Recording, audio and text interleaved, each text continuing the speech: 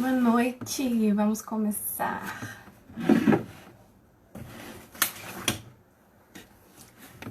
Ei, amiga. Pauli, você está aqui. Vamos.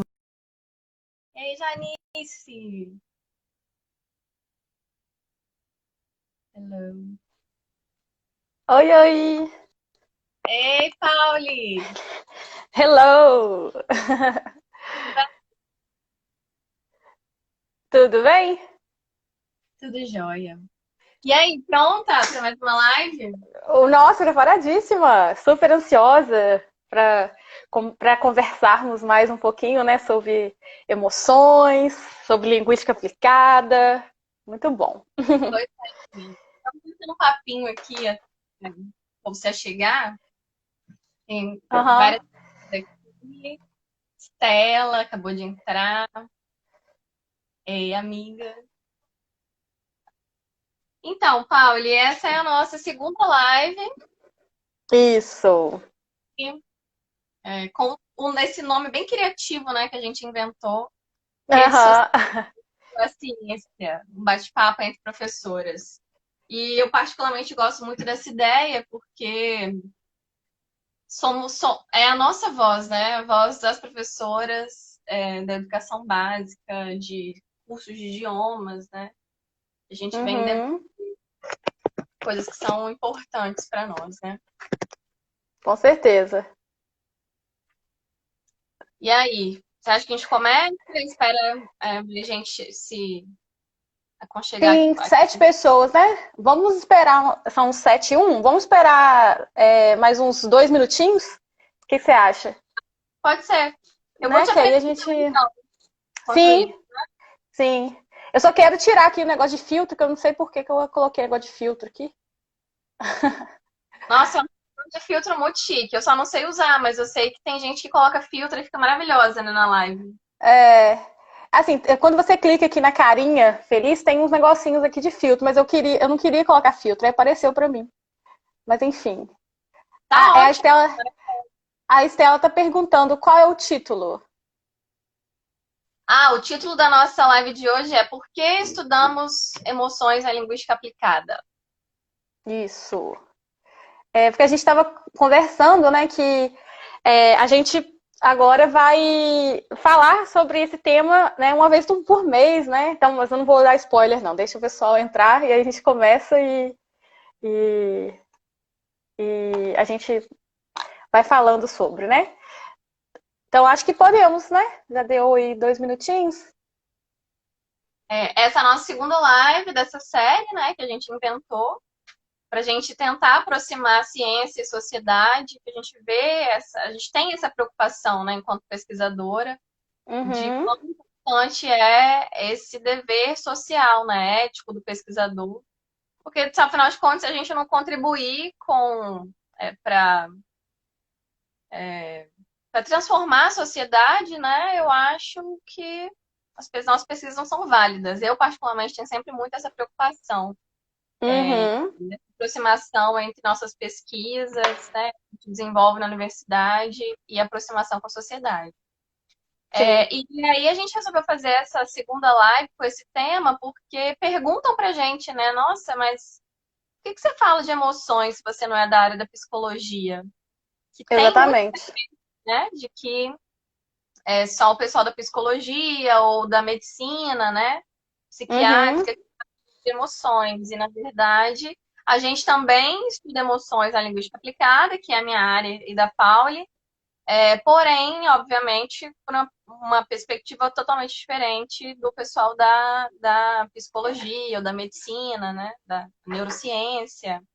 Então, sobre isso que a gente vai falar hoje. A gente vai falar um pouco sobre quais são os polos, né, de pesquisa de emoções na linguística aplicada no Brasil, é, os estudos, as diferentes abordagens. E então vamos começar então, Pauli. Vamos, let's go, girl. Se apresentando, então, a Pauliane Godoy, formada em letras pelo FJF, né, Federal de Juiz de Fora.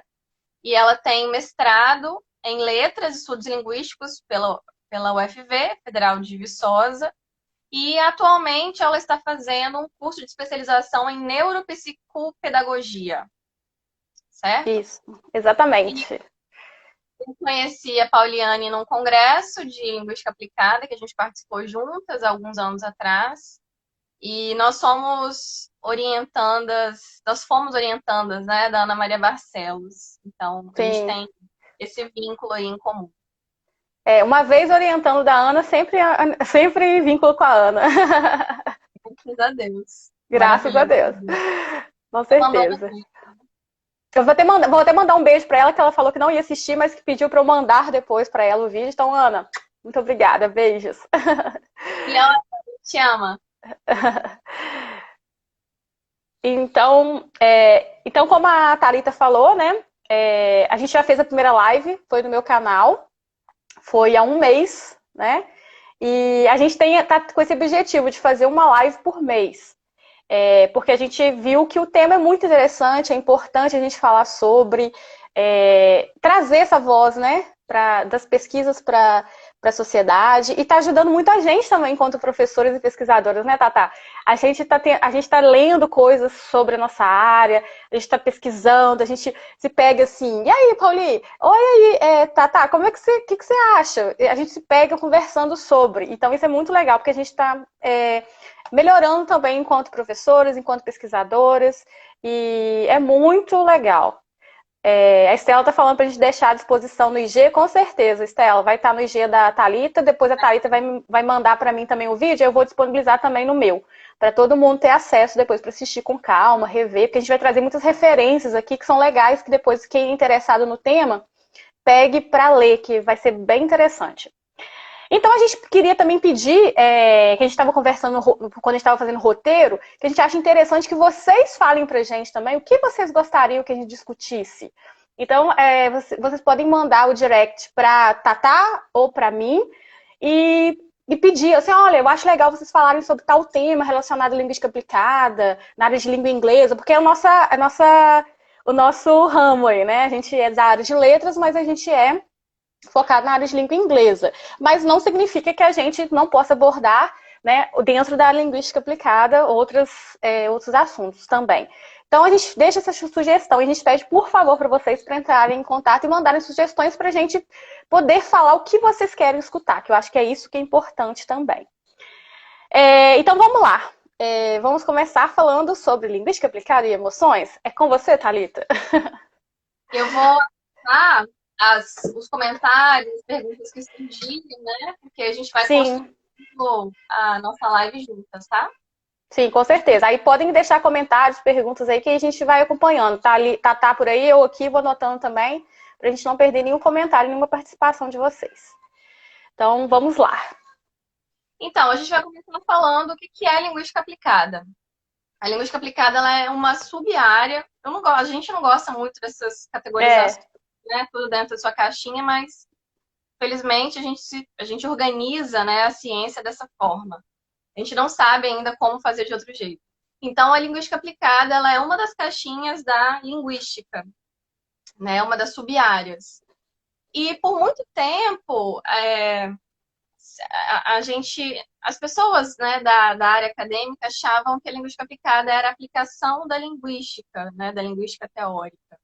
Mas, na verdade, eu acho que esse assunto também a gente já superou, a gente já entende que não é pegar a linguística teórica e aplicar na prática, né? A linguística aplicada é uma área da ciência que trabalha com a linguagem como prática social. Então, Exatamente. e dentro da linguística aplicada, a gente tem outras sub-áreas de estudo, né? Começou, na verdade, com o ensino-aprendizagem de língua estrangeira, tanto internacionalmente quanto aqui no Brasil. E hoje em dia nós já temos outras sub-áreas dentro da linguística aplicada. A gente tem a linguística aplicada crítica, que aí trabalha com temas mais focados, temas como discussão de gênero, discussão de raça, como que gênero, raça e classe social são construídas na linguagem. Então a gente trabalha em como que a linguagem e os discursos constroem as realidades. É esse o foco da linguística. Exatamente. E a gente falou que que a Tata falou que a gente não gosta de colocar em caixinhas, porque assim, infelizmente, ainda existem alguns pesquisadores que ficam naquela luta, naquela briga de egos. Ah, porque a linguística é melhor que a linguística aplicada, ou a linguística aplicada crítica é melhor do que uma ou que outra. E a gente acha que isso não contribui em nada para as conversas, para o progresso acadêmico, porque a gente tem que conversar, a gente tem que é aquela coisa, uma teoria vai ajudando a outra, vai se reconstruindo e você vai revendo, é isso que é o legal, né? E a gente, quando pensa em emoções, a gente tem por muito tempo, né? Até uma live que a Ana Barcelos fez no Hemofor, tá no YouTube do Hemofor. Eu não sei se é Hemofor ou Hemofor, acho que é Hemofor mesmo, né? E ela falou disso, né? Da questão da crença, né, comum da questão da razão versus emoções, que perpetua por muito, muito tempo, né?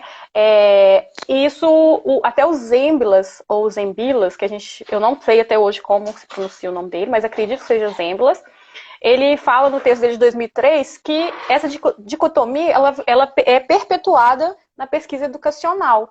Então, é um tema muito recente, né, para a gente ver na linguística aplicada, a gente vai ver aqui um histórico das pesquisas internacionais e nacionais, então é um tema bem recente para a gente. E o Morim, ele fala que, eu acho essa citação muito interessante, que ele fala assim, que entender o ser humano leva em conta entender também que ele ao mesmo tempo, físico, biológico, psíquico, cultural, histórico e social. Então, essa citação eu coloquei no meu capítulo da dissertação, que eu achei muito interessante, né? E também o Borg, também, que é bem famoso na área de cognição, que é diferente, né? Ele tem perspectiva de cognição, e existem outras perspectivas, que é a que eu sigo, que é a de crenças, e eles também falam, ele fala a mesma coisa, essa questão dessa dicotomia, né? Porque é sabido que os processos educacionais, eles vão ser influenciados pelas emoções. Mas isso ainda não foi muito superado ainda pela educação. Então, a educação está recente nessa nova perspectiva. Então, Golombek também fala isso. Golombek e Doran 2014 também falam isso. Zemblas 2005 também fala isso. Então, foi interessante que quando eu fui rever o meu capítulo da dissertação, referencial teórico para essa live, foi interessante que eu pude recorrer a esses materiais novamente e falar, olha, que legal, eu já tinha falado sobre isso. E, e aí a gente trouxe a gente pensou assim, vamos trazer epílogos não epílogos, mas citações que sejam interessantes sobre a questão da importância das emoções para os estudos, para a relação da aprendizagem, né? E aí na minha dissertação eu coloquei um epílogo do Paulo Freire. Eu achei importante trazê-lo. E ele fala o seguinte: o que importa na formação docente não é repetição mecânica do gesto, este ou aquele, mas a compreensão do valor dos sentimentos, das emoções, do desejo, da insegurança a ser superada pela segurança, do medo que, ao ser educado, vai gerando a coragem. Então, isso é maior a citação, mas eu trouxe para ilustrar. Então, eu acho muito significativo. E a Tatá também trouxe uma citação interessante também sobre isso, né, Tatá? Antes de eu trazer a citação, eu queria voltar quando você comenta, né, essa oposição razão e emoção, Uhum, para dizer que o estudo de emoções dentro da linguística aplicada, ou seja, dentro do campo de ensino-aprendizagem de língua, dentro do campo da formação de professores, ele é bem recente. Aqui no uhum, Brasil, a gente vai falar mais para frente, mas o primeiro trabalho data de 2005. Então, e aí a gente pensa, nossa, mas um tema que a gente considera tão importante, né, já que ensinar é uma prática emocional, né? E a uhum, linguística também. Então a uhum. gente se pergunta por que demorou tanto tempo para a gente, para os pesquisadores se atentarem, né, Sim. para esse fato, para pesquisa sobre emoções. E aí a gente vê que é o nosso preconceito, que ele é histórico, né? Ele é aprendido dessa oposição entre razão e emoção. Sempre nesse binarismo e sempre colocando a razão como superior e a emoção como algo inferior, algo que deve ser controlada, algo que deve ser silenciada, né? Uhum. Vem desde Platão e Aristóteles, quando eles faziam a diferença, a separação entre corpo e alma. O corpo seria esse lugar das paixões, das emoções, da degradação. E a alma seria o local da razão, o caminho para a libertação da condição humana. Esses discursos, eles se dispersam, porque Foucault fala que dessa dispersão dos discursos, né, ao longo da história. E a gente, hoje em dia, olha como que esses discursos são reproduzidos hoje em dia na nossa sociedade, né? Quando a gente fala assim, por exemplo, nossa, você não está dando o seu máximo, você precisa se entregar de corpo e alma. Como se corpo Uhum. e alma fossem coisas diferentes. Diferentes. Ou quando a gente fala assim, olha como que a gente marca a superioridade da razão, né, em detrimento da emoção. Quando a gente fala assim, não contrata essa mulher, não, porque ela é muito emotiva, né? Mulher é muito Uhum. emotiva, homem é mais racional. Uhum. Então a gente sempre, ou quando a gente faz um comentário assim, nossa, você tem que ser mais racional, você não pode ser desse jeito, né? Não pode ser tão coração. Então, como se Uhum. fossem coisas diferentes. Então, como é a razão, ainda mais na área acadêmica científica, onde a gente preza pela razão, pelo conhecimento, pela verdade, né? Então a gente consegue entender como que foi difícil e o porquê que demorou tanto para a gente começar a pesquisar emoções na educação, na nossa área, que é na linguística aplicada, né?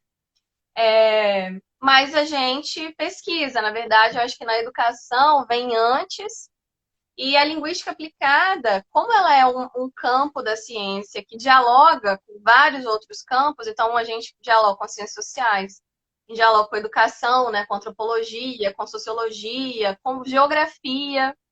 Então a gente Uhum. dialoga com várias outras ciências para a gente entender os fenômenos sociais, né, que são construídos a partir da linguagem. Então, isso que me fascina muito na nossa área, Pauli, porque a gente não fica tão isolada, né, aqui no Sim. nosso curso acadêmico. A gente vai ali aprender com a educação, a gente vai ali aprender com a sociologia. Então, a gente tem esse trânsito, né? E não é só para ir lá ou criticar ou trazer uma citação, não. A gente vai nas outras áreas para a gente realmente aprender e dialogar, porque os fenômenos humanos são complexos, né? Como é que a gente vai falar de formação de professores, de ensino-aprendizagem de línguas, sem dialogar com outras áreas do conhecimento? Isso é impossível. Então, quando a gente traz emoções para a linguística aplicada, a gente tem estudos que vão dialogar com a biologia, Sim. né? Que eu vou falar daqui a pouco. A gente tem estudos que vão dialogar com a educação, com a psicologia, com a neurociência, enfim, então a gente dialoga com várias áreas, né? É, E até e complemento. Desculpa. deixa eu só finalizar aqui para falar sobre emoções na nossa área, porque a gente pesquisa na área de formação de professores, mas na verdade, emoções dentro da linguística aplicada aqui no Brasil, acho que no exterior também, começou com o estudo de variáveis afetivas na aprendizagem de línguas. Porque a gente Uhum. viu, né, que depois de tanto pesquisar essa área cognitiva, de como que se desenvolve, né? Como que a criança aprende, como que se aprende uma língua estrangeira. Esse estudo só pela parte da cognição, essa parte conceitual, viram que não era o suficiente. E aí Sim. começaram a perceber que quando o aluno estava muito ansioso, era difícil para ele conseguir aprender. Quando o aluno tinha uma baixa autoestima, ele tinha mais dificuldade de aprender. Então, foram percebendo essas variáveis, era chamado, e aí então foi assim que começou esse estudo das emoções na linguística aplicada. A gente tem uma teoria muito famosa, que é a teoria de Pratt, que é a hipótese do filtro afetivo, né? Que Uhum. ele diz que quanto mais baixo o filtro afetivo, ou seja, quanto menos ansioso, quanto maior sua autoestima, quanto maior sua confiança, você aprende melhor. E quanto mais alto o seu filtro afetivo, ou seja, quanto mais ansioso você tiver, quanto menos autoconfiança você tiver, você tem mais dificuldade de aprender. Essa teoria é muito famosa, né? Já foi refutada, já tem, né, Sim, artigos que. Mas é uma teoria muito famosa. Então, a gente começou assim, estudando emoções na linguística aplicada, e aí, então, mais com foco na aprendizagem, né? Em como que o aluno aprende. E aí, quando a gente teve esse olhar para o professor, que as emoções também estão presentes no ato de ensinar, né? Aí tem essa citação do Hargraves que diz que ensinar é uma prática emocional. E eu acho que nenhum professor, né, que já entrou numa sala de aula vai discordar discordar. dessa questão, né? Porque é uma montanha russa de sentimentos que a gente tem dentro da sala de aula, fora da sala de aula, né? Que não, as nossas emoções não estão relacionadas apenas a alunos, né? Mas também professores, nossos colegas, né? Enfim, as políticas. E aí eu concordo muito com Paulo Freire quando ele diz o seguinte, que como prática estritamente humana, eu jamais pude entender a educação como uma experiência fria, sem alma, em que os sentimentos e as emoções, os desejos, os sonhos devessem ser reprimidos por uma espécie de ditadura racionalista, que é o que a gente está acostumado na educação, né? A gente fala assim, olha, da porta da sala de aula para dentro, você esquece seus problemas, você esquece suas emoções, né? Você não pode demonstrar que você está triste às vezes, você não pode demonstrar que você está com raiva, né? Você deixa suas emoções lá fora, que dentro é só a razão. Como se isso fosse possível, mas ainda são os discursos hegemônicos sobre emoção e razão na docência, né? Exatamente. E até tem o texto dos Emblas que ele fala, né, também, só complementando o que você falou da questão dessa discussão razão-emoção, até porque também existe também um discurso do patriarcado, né? Ou seja, como você considera que as emoções são mais femininas, então não é legal, não é bom considerar emoções, né? Então, e a gente tem percebido, principalmente agora na quarentena, como que as emoções têm sido discutidas, né? A gente tem visto várias lives de psicólogos, de pessoas de várias áreas que estão todo tempo falando, olha gente, vamos prestar atenção nas emoções, porque está todo mundo agora vendo como que a emoção, ela influencia, né, o seu trabalho, a forma como você se relaciona com os outros, né, e é o que a Estela falou aí, né, ensinar é a maior emoção que já senti, colocar luz nas trevas não é emocionante, também, né, essa ideia de você trazer, né, bagagens para os seus alunos. Então, eu acho que nada mais impactante hoje em dia do que a questão das emoções. E aí, quando a gente pensa em linguística também aplicada, a gente colocou enquanto pauta a questão da linguística aplicada e compromisso com a sociedade, né?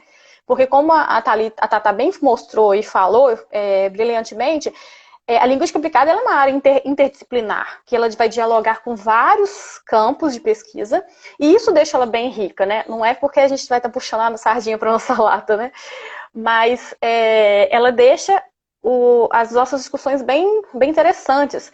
E o Leffa, num texto dele de 2001, ele fala que a linguística é um campo privilegiado em função dessa interdisciplinaridade, e também ele fala que a linguística aplicada, dentre outras várias áreas, ela assumiu assim, uma posição muito significativa de trazer isso para o contexto, como a Thalita falou, né? Olha, vamos trazer o que a sociedade precisa. Eu acho que é exatamente esse o foco que o Leffa aponta no texto dele. E nada mais significativo hoje em dia do que a gente falar sobre emoções, né, e aprendizagem, porque tá tudo interligado, né, cognição, emoções, crenças, como né, minha perspectiva teórica aborda, motivação, vários outros construtos. E o Lerva também fala que para você ter a fusão da inteligência, a emoção é um pressuposto assim, básico, porque deve haver o prazer na aprendizagem. E esse prazer, eu não estou falando de prazer no sentido romântico da coisa, né? Eu estou falando de prazer, se a gente pensar numa perspectiva talvez até psicanalítica, que aí a gente não vai entrar aqui, mas o prazer no sentido do gozo, o gozo pela aprendizagem, né? Você sentir prazer naquilo que você está fazendo, porque aí vai ser significativo, e aí vai envolver motivação, vai envolver suas crenças. Então, isso é bem importante, né, para nossa área, essa questão das emoções, né? Você quer complementar alguma coisa, Tata? Eu vou te fazer uma pergunta que é o tema da nossa live, né? Eu acho que a gente Uhum. respondeu, mas se você pudesse sumarizar. Por que que, na sua opinião, por que que a gente estuda emoções na linguística aplicada? Eu O que que acho, você assim, pensou pelo tema? na minha humilde opinião, como uma pesquisadora, professora e que gosto da área de formação de professores, eu acredito que quando você forma professores de línguas com essa perspectiva da importância das emoções, você vai ter professores que vão chegar na sala de aula, no chão da sala, seja na escola pública, seja na escola particular, seja na universidade, seja no curso de idiomas, onde quer que ele chegue. Ele vai conseguir fazer um trabalho consciente. Ele vai falar assim, olha, tenho tais desafios, né? O que eu posso fazer com isso? Eu preciso de abordar as emoções, mas eu acho que a gente não pode confundir com aquela coisa assim de, eu tenho que ser uma professora que ama, que não é uma coisa romantizada, né? Que a gente até discutiu na live, na nossa primeira live. É um amor no sentido de você se responsabilizar pelas suas atitudes, responsabilizar pela sua formação, pelo que você vai levar para os seus alunos, os discursos que você vai trazer para a sala de aula. Isso, assim, você mostrar para os seus alunos que, olha, emoções são importantes, às vezes você não gosta de um professor porque e aí isso vai influenciar na matéria. Então você tem essa consciência que às vezes o menino não vai com sua cara e às vezes ele não vai gostar de inglês. Então, assim, você não se julgar por isso. E ver o que você pode fazer, né, para contornar situações. Eu acho que é nesse sentido, é um letramento emocional que a gente até discutiu, né, naqueles posts maravilhosos que você colocou, né? Não é um disciplinamento emocional, é um letramento emocional. Eu acho que é isso, na minha opinião.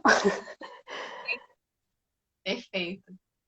Então, vai colocar, Pauli, quando que teve o início dos estudos de emoções na linguística aplicada aqui no Brasil, não é isso? Uhum. Então, aí eu venho trazendo um panorama. Você está notando os comentários aí, tá? Que tem alguns comentários aí. Então, é o seguinte, eu vou trazer um panorama nacional e internacional. Os estudos com experiências de professores, eu estou me baseando no texto de Martins, Souza e Aragão. Inclusive, a Martins é a Suelen, né? Então, de 2015. Os trabalhos com experiências de professores, eles começaram, se a gente for colocar 2020, 25 anos. Há 25 anos. Então, a gente percebe que em 95 já se começou a se pensar em contextos assim internacionais e nacionais, tá? Porque tem um texto do Swain de 94, Mikula e Swain de 94. Então, 94, 95 já começaram a pensar em questões de experiências de aprendizagem. A partir dessa perspectiva de experiências de aprendizagem, começou-se a se pensar em construtos que estariam relacionados à questão de contextos e experiências de aprendizagem.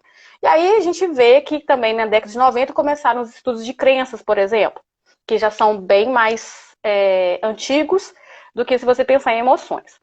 E aí, a Pavlenko, no texto dela de 2013, ela falou que a LA estava vivenciando uma virada afetiva, né, que é o termo que ela usa.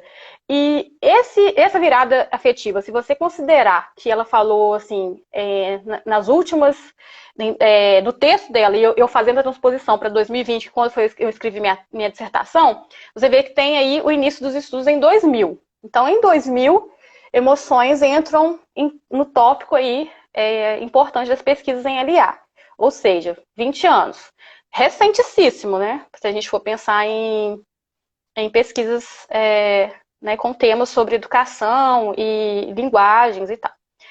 Aí, internacionalmente, a gente tem textos de Nias, eu não sei se é Nias que fala, acredito que sim, de 96.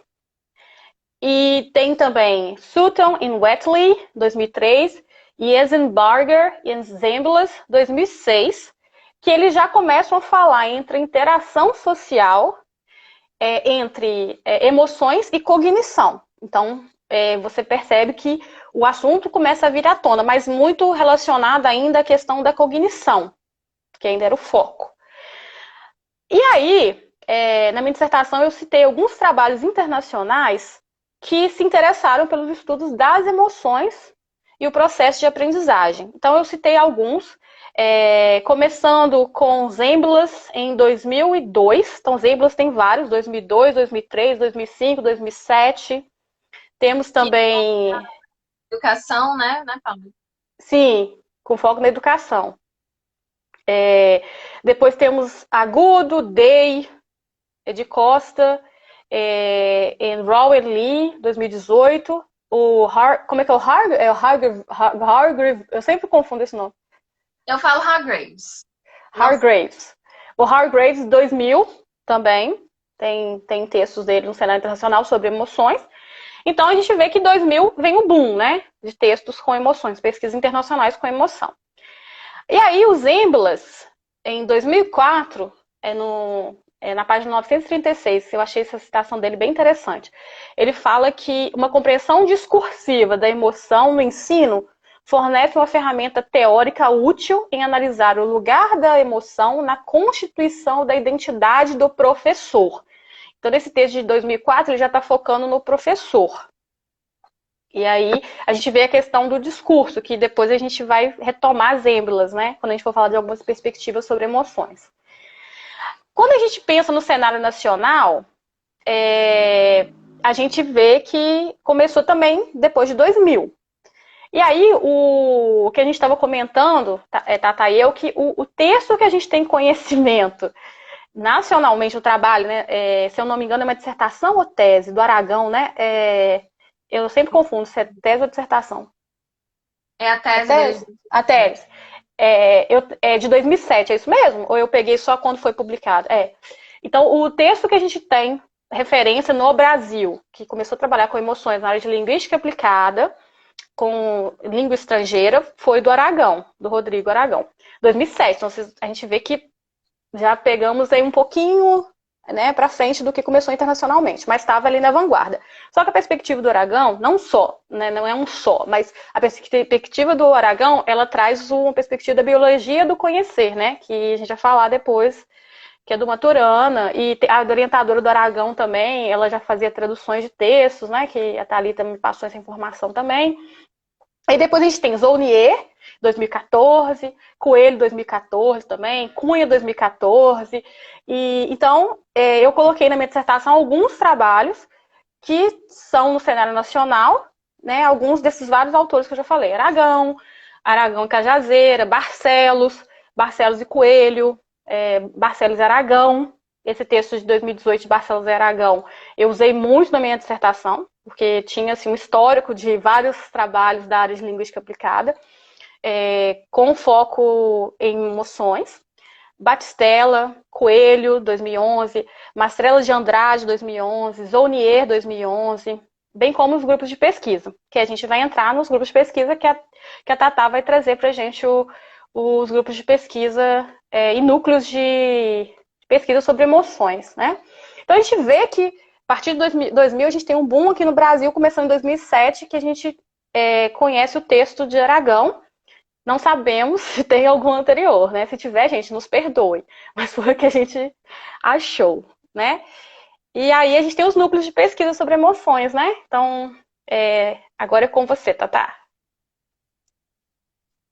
É, olha, eu vou pegar aqui alguns comentários, Paulo. Eu acho que Ah, tá. você trouxe pra O gente muito bem. panorama, né? É, quando que começarem, quando que começaram, né, a estudar emoções na nossa área.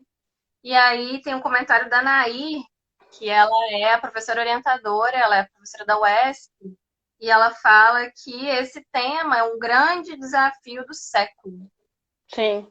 né? E eu concordo com ela.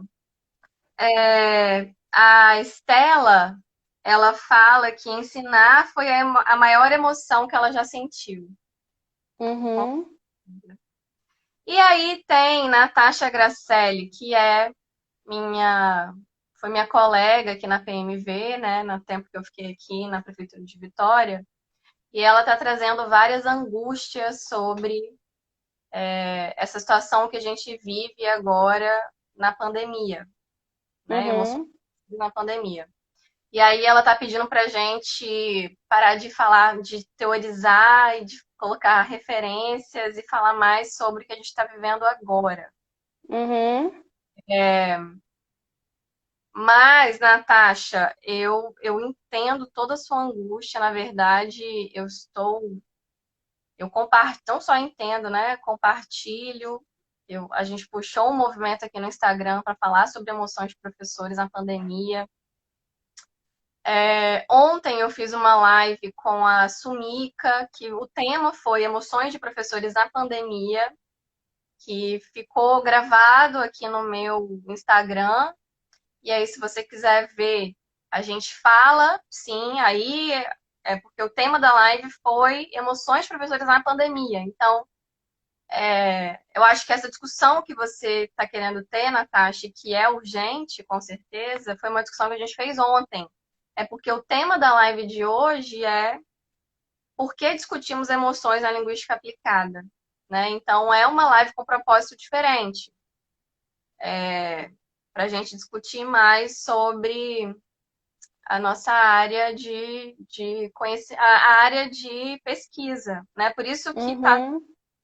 uma conversa mais assim, com Mais texto. teórica, né? Na verdade, a gente está aqui tentando que não fique teórica, né? Mas vai ter mais. Não, não, eu acho que não vai. A gente Não não vai vai, esgotar. É. a gente não vai conseguir aqui também debater emoções de professores na pandemia, porque não foi Sim. o nosso propósito da live de hoje, né? Mas tá, É, e até tem ela pode até mandar sugestão pra gente também, né, de tema, né, pelo direct que a gente pediu, né, no início da live. Que aí isso. fica a sugestão de tema também, né, Natasha? Aí a gente agradece, né, com certeza os seus comentários, mas é realmente, talvez a gente não tenha atendido o objetivo, né, que você gostaria. Que nosso tema, como a Tatá falou, hoje é linguística aplicada e emoções, né? Então, por isso que a gente não está abordando emoções de professores, ok? Isso, né? Se ficar com uma sugestão, a gente faz a próxima, né, Pauli? Uhum, E aí a gente vê, né? Eu tô aqui pensando nisso e como que a gente vê essa diferença de prática e teoria, né? A gente precisa dar um jeito de conseguir tirar prática e teoria dessas duas caixinhas distintas, né? Porque quando a gente sim. fala de prática é teoria, teoria é prática, mas enfim, é praxis, né, de Paulo Freire. Mas Uhum, existe um artigo de Barcelos e Aragão, de 2018, depois a gente pode passar as referências, que eles vão falar, eles trazem todo o panorama sobre estudos de emoções no Brasil. E a Ana Barcelos tem também alguns artigos que elas falam sobre. Ela traz o panorama internacional também. sim. São Na, textos ótimos, né? Porque a gente está trazendo esses textos aqui, não para ficar uma coisa chata, né? Assim, ai, que saco. Mas é porque a gente acredita, eu tô falando por nós, porque eu acho que você também acredita nisso, tá? A gente, enquanto professores, a gente tem que se formar e se informar, né? A gente precisa ler teorias, pesquisas, porque às vezes a gente fica muito no senso comum também, né? Não que não seja necessário o senso comum, é super importante também, mas a gente lê sobre a nossa área, o que está sendo feito das pesquisas na nossa área enquanto professores, isso é interessante, porque esses pesquisadores estão aí tentando, arregaçando as mangas para trazerem novas perspectivas para a gente se formar e se informar, né? E passar isso também para nossa prática, que eu acho que aí entra o que a Thalita falou da praxis, né? É, de qualquer forma, mas eu entendo a urgência do tema, né? Uhum. E também eu venho falando muito sobre isso aqui no meu Instagram. Eu acho que É, seria até interessante, né, eu esqueci o nome, né, quem se interessar, né, participar daquelas suas postagens, né, da questão que eu acho que está sendo interessantíssimo, né, a questão das angústias dos professores, né, eu acho que é super válido, né. isso. Então, vamos falar dos polos de pesquisa de emoções que a gente tem aqui no Brasil, porque de repente tem alguém interessado, né? Alguém da área Sim, interessado em pesquisar emoções. E aí, eu e Paula, a gente fez uma pesquisa assim, super rápida sobre quais são os polos, até porque não existem muitos, né? Polos de pesquisa sobre emoções na linguística aplicada. Então, a gente tem que eu acho que é a maior produção de pesquisas, que é na Federal de Viçosa, com a professora Ana Barcelos, com a professora Cida Zonier, com a professora Hilda, né, Hilda Coelho. uhum. O grupo de vocês, como que chama, Pauli? Que na minha época a gente não tinha, o grupo não tinha um nome ainda Não não. tinha o nome ainda não, é GPLA, Grupo de Pesquisa em Linguística Aplicada. Joia. Então, pelo que a gente pesquisou ali no banco de teses banco de dados, né, e teses da CAPES, a maior concentração de publicações, de estudos, né, de dissertações é lá na Federal de Viçosa. E aí a gente tem o Rodrigo Aragão e a professora Suelen Tomás Nanfim, da Universidade Estadual de Santa Cruz, em Ilhéus, na Bahia, que eles também estão orientando pesquisas na área de emoções. E tem o professor Fabiano Ramos, que foi nosso colega de UFV, e que Sim, agora professor na Universidade Federal de Goiás, que ele também desenvolve pesquisa na área de emoções, e formação de professores, né, formação inicial de professores. E ele foi orientando da professora Maria Helena Vieira Abraão, da Unesp. Então, eu acredito uhum. também que a professora Maria Helena faça orientações sobre esse tema. E o meu orientador, que eu acabei de defender uma tese sobre emoções e formação de professores, sob a orientação de Daniel Ferraz. E ele estava aqui na UFES com a gente, mas infelizmente para a gente, tá? Porque foi uma perda muito grande para a UFES, para a Federal do Espírito Santo. Mas ele agora está na USP, feliz da USP e feliz dele, que ele é de São Paulo, enfim, a família dele estava lá, então para ele foi maravilhoso ir, mas para a gente foi uma perda muito grande. Mas o Daniel, então, ele me orientou nessa pesquisa de emoções. E eu acredito que ele vai continuar orientando também, né, outras pessoas nessa área. E tem algum outro polo, Paulo, que eu esqueci de falar? Polo, não. Só eu confirmei com o Fabiano, ele falou que a professora Maria Helena Brown, ela aposentou. Então ela não está mais orientando. Mas temos Fabiano Silvestre, Não, super, super chique, da UFG. É UFG claro, mesmo, né? o FG. E tem Isso. alguns trabalhos que eu acho interessante a gente trazer, que são, um é na PUC do Rio de Janeiro, da pesquisadora Thelma Cristina Ribeiro Cortes, eu acho. Acho que Cortes, é Cortez, o acento circunflexo é no primeiro O. Cortez, E ela fez uma pesquisa sobre emoções, sob a orientação de da Inês Miller, que fala sobre a prática exploratória, né? Uhum, E eu achei essa pesquisa da Thelma muito interessante, porque é sobre um grupo de professores da rede privada de ensino. É tão raro a gente ver uhum. em escola particular, Sim. né? Até porque é território meio proibido, né? É, um território proibido. E uma outra pesquisa da Federal de São Carlos com Eleonora Botura. Também não sei se é assim que fala o sobrenome dela, mas é uma pesquisa, uma tese recente, de 2019. A orientadora dela foi a Sandra Gatolin. É também Uhum. muito legal sobre português como língua de acolhimento, né, a mulheres migrantes no Brasil. E ela relaciona isso com formação de professores. E eu até conversei com ela e ela me disse que o foco dela realmente não foi emoções, mas que quando ela estava ali na geração de dados, ela viu que era um tema que ela não ia ter para onde fugir. Então, ela Uhum. fez um capítulo maravilhoso sobre emoções, uma perspectiva mais crítica, assim, da Benesch, da Sarah Ahmed, que é dos estudos culturais, então, muito legal. E aí, se vocês tiverem, quem estiver assistindo, ou quem for assistir depois, né, que vai ficar gravado, a gente pode mandar as referências. A Sim. Estela está perguntando assim, nossa, sério, em escola privada? Pois é, Uhum.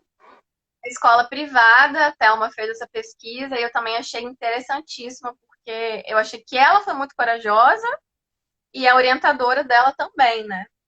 Sim. Só complementando aí os trabalhos, eu notei alguns comentários aqui enquanto você estava falando, da Estela Fardim, se eu não me engano. Ela falou assim: poder sentir raiva é tão importante quanto as outras ditas positivas. Exatamente. Né? Não, não, a Ana Barcelos também falou isso na live dela, né?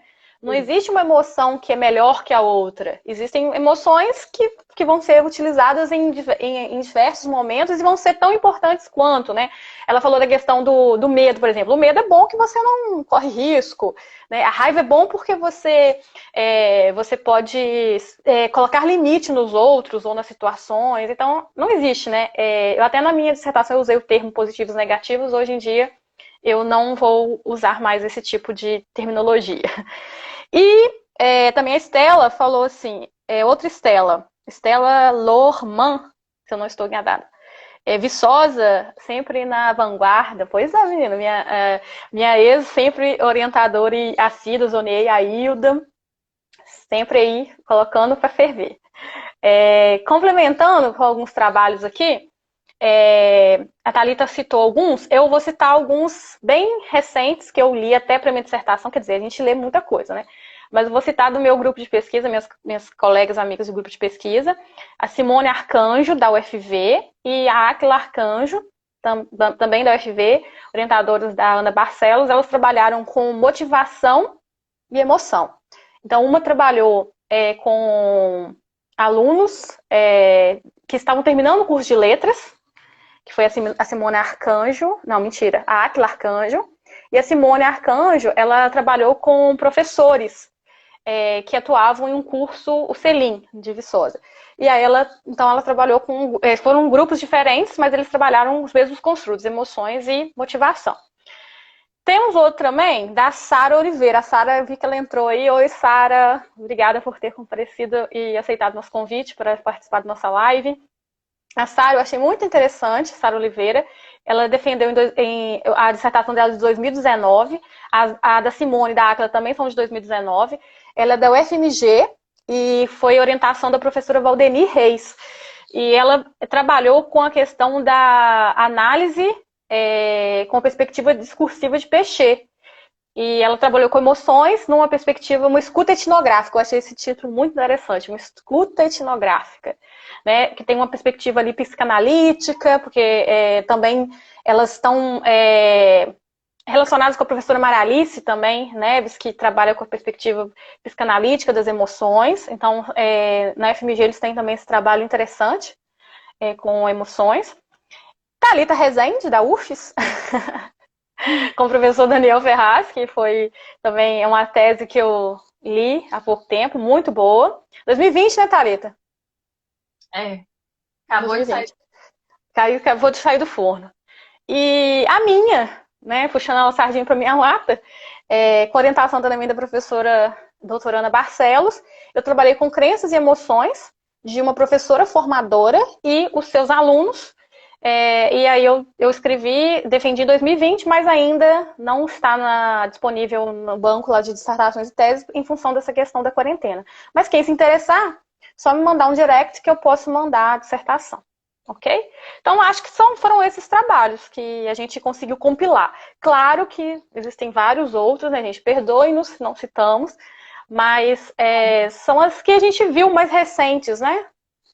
Eu acho que o mais importante é a gente falar os polos, né, de estudo, Uhum. e aí quem se interessar entra no programa de pós-graduação, né, em letras ou em linguística dessas universidades e aí vai achar os trabalhos, né?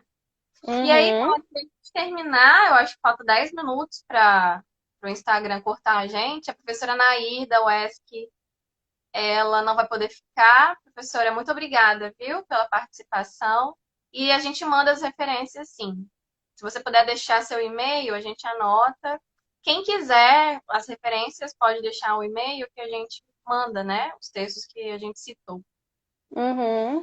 Então, nesses Verdade. 10 minutos que nos cabe, Pauli, a gente vai falar sobre a nossa perspectiva estudo de emoções, né? Porque agora no Sim. doutorado eu parti para uma perspectiva crítica do estudo de emoções e formação de professores, e você, na sua dissertação, foi por um caminho diferente, que é Uhum. mais voltado para psicologia e para. Perspectiva sociocultural, né? Na verdade, é pós-estruturalista, desculpa, dos Emblas, né? Então, a gente divide 4, 4 e 2 para a gente utilizar, pode ser? Ok, pode ir. Podemos ir. Eu tô anotando os e-mails aqui para mandar depois. Tá. Você quer Então, começar? pode ser então. Hum. Então, como a Thalita disse, 4 minutos que eu tenho, né? Ok. Perspectiva. Então, na minha dissertação, eu trabalhei com a perspectiva mais voltada dos Emblas, que é uma perspectiva que a gente chama de pós-estruturalista. E os Emblas, no texto dele de 2004, ele fala que as maneiras pelas quais as emoções são entrelaçadas com questões de poder, identidade e resistências no ensino. Então, é isso que guiou a minha análise. Ele também fala que as emoções são performativas, o que eu acho muito interessante. E são formadas pelo que os professores entendem, o que eles experienciam, como agem, como falam.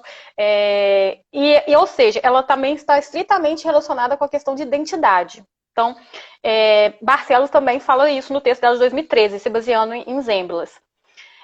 Então, como a gente mencionou a questão dos desafios e tal, quando eu fiz o levantamento dos vários trabalhos com emoções no Brasil, infelizmente não vai dar tempo de a gente trazer as diferentes perspectivas, a gente vai trazer só as nossas, mas talvez a gente pode fazer uma outra live para falar sobre elas. E então, o que vocês conseguem perceber é que o Zemblas, ele traz muito a questão do discursiva, né? E ele fala que esse debate vai envolver psicologia, filosofia, sociologia e estudos culturais. Então, a perspectiva que eu utilizei para análise dos dados foi essa, assim, usando essa miscelânea, né, construtiva. E como ele, juntamente com o Schutz, afirma, a questão da conceituação das crenças é um problema grande ainda, porque apesar de estudarem emoções em diferentes ramos, como a gente falou, ainda não chegou-se a um consenso, assim, não um consenso, assim, caixinhas, mas um consenso, assim, geral do que seriam as emoções na perspectiva da aprendizagem. E aí, foi exatamente assim que eu tentei fazer minhas análises, usando pela perspectiva das emoções compreendidas como um fenômeno sociocultural, político e histórico. Então, essas emoções elas vão surgir a partir da interação entre os sujeitos e os contextos. Então, as emoções estão intrinsecamente relacionadas a interações pessoais, mas também ao contexto. Por isso que eu cheguei à conclusão na minha dissertação que a professora formadora e os alunos, as relações estabelecidas entre eles tinham muito a ver com o contexto que ela se colocava ali, naquele contexto universitário, com alunos de curso de letras, que talvez em um outro contexto seriam emoções completamente diferentes. Então, e só para finalizar, ele afirma que, ao entendermos as emoções, um texto desde 2004, como socialmente construídas, estamos fornecendo um contradiscurso à teorização da emoção como um fenômeno psicológico que é localizado no indivíduo. Então, a gente sai dessa caixinha do só indivíduo e pensa em uma questão mais social. Então, bem brevemente, é isso aí, mais ou menos a perspectiva pós-estruturalista com Zemblas. Então, vou te falar uma coisa.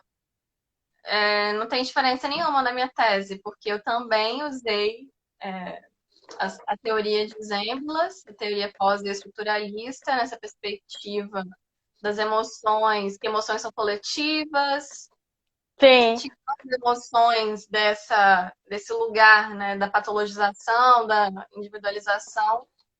Então, minha amiga, é isso? Nossos trabalhos são a mesma coisa, as mesmas teorias? Olha que interessante!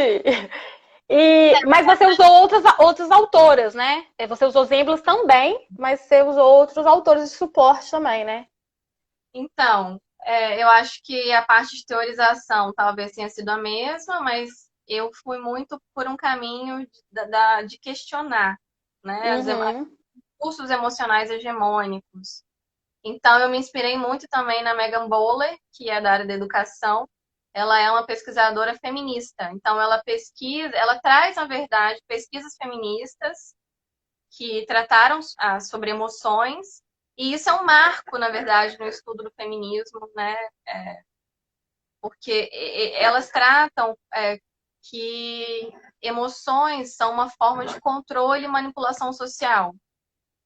E são respostas emocionais, expectativas emocionais que a gente aprende. Então, essa coisa da mulher ser doce, a mulher ser afetiva, a mulher ser amável. Então, a gente aprende quais emoções a gente pode, quais a gente não pode expressar, né? Quais emoções Uhum. tem que silenciar. O homem não pode chorar, o homem é forte, né? Então, são essas emoções que a gente vai aprendendo, dependendo da nossa cultura, né? Das construções, dos valores hegemônicos da sociedade. E aí, então, na minha tese, eu questiono algumas coisas, como o amor à docência, como isso pode ser uma opressão emocional, essa obrigação do amor, né? E a quem interessa que a gente ame a educação, né? Porque o amor, ele vem junto com a culpabilização. Enfim, são essas coisas que eu vou questionando.